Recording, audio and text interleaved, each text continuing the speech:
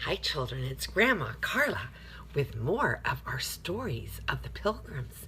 And tomorrow is Thanksgiving, so I am very excited to bring you the last few stories before the first Thanksgiving Day.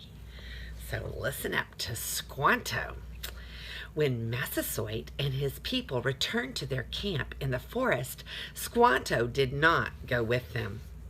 Many, many moons ago, wigwams of Squanto's people stand here and here, he said, pointing to the shore and to the brookside. Many canoes on shore, many campfires on hillside. Did your tribe move to some other place, Squanto? Asked Elder Brewster. No, answered the Indian sadly. Black sickness came. Papoose all die. Squaws all die. Chief and braves die. Only Squanto get well. Squanto come home now and live with white brothers.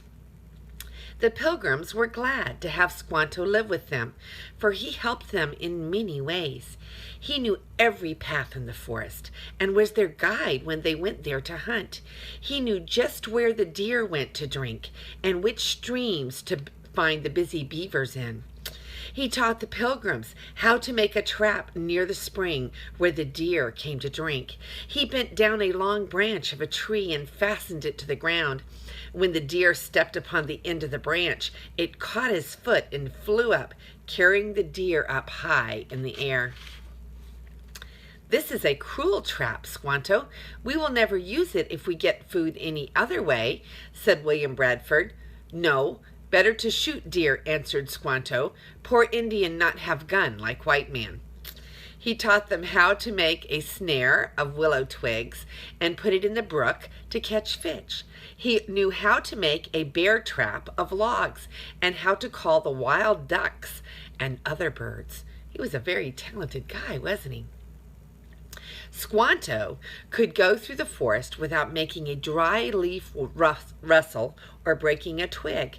He could lie down on the ground and move through the tall grass without being seen. When the Pilgrims and the Indians met to trade, Squanto could always tell each what the other said. How could we ever talk to the Indians if Squanto should die? Thought Edward Winslow. I think I will learn the Indian language while Squanto is here to teach me. So the Indian became Winslow's patient teacher. And when these two were together, they used the Indian language.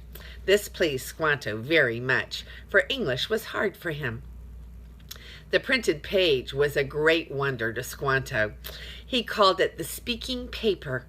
Indians sometimes wrote with paint upon a large flat rock, or with the bit of charcoal upon a piece of birch bark, but their writing was all in pictures. Squanto was eager to learn to read the white man's books. Teach Squanto to make paper talk, he said to Winslow one day. So that evening, when the candles were lighted, Squanto came to Master Winslow's house for his lesson. There were no primers and no first readers in Plymouth then, but Winslow took down his Bible. It was the book from which he had learned to read, and he would teach Squanto from it. Every evening, the Indian and his friend bent over the old book, spelling out its wonderful stories. One day, Squanto came in from the forest, carrying a little oak branch in his hand. Pointing to its tiny leaves, he said, "See, oak leaves big like squirrel's foot. Time to plant corn now."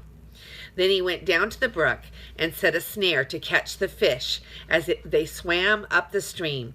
The next morning, Elder Brewster met Squanto coming from the brook with a large basket full of little fish. "Why, Squanto," he said, "what are you going to do with those tiny fish? They are too small to eat." "Indians plant corn in these fields many times," answered Squanto. "Ground hungry now. We must feed the hungry earth." So he showed the Pilgrims how to put 2 little fish in each hill of corn.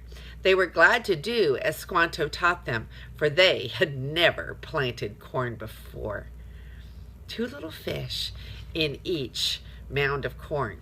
And we know that it worked, didn't it? Okay, Squanto was very wise.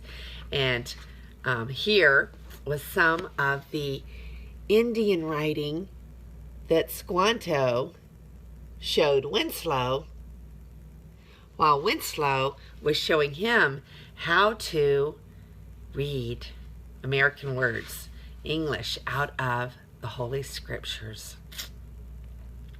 So here we're going to read our questions. How did Squanto's people die? How did Squanto's people die? Number 2, what were some of the things Squanto taught the Pilgrims?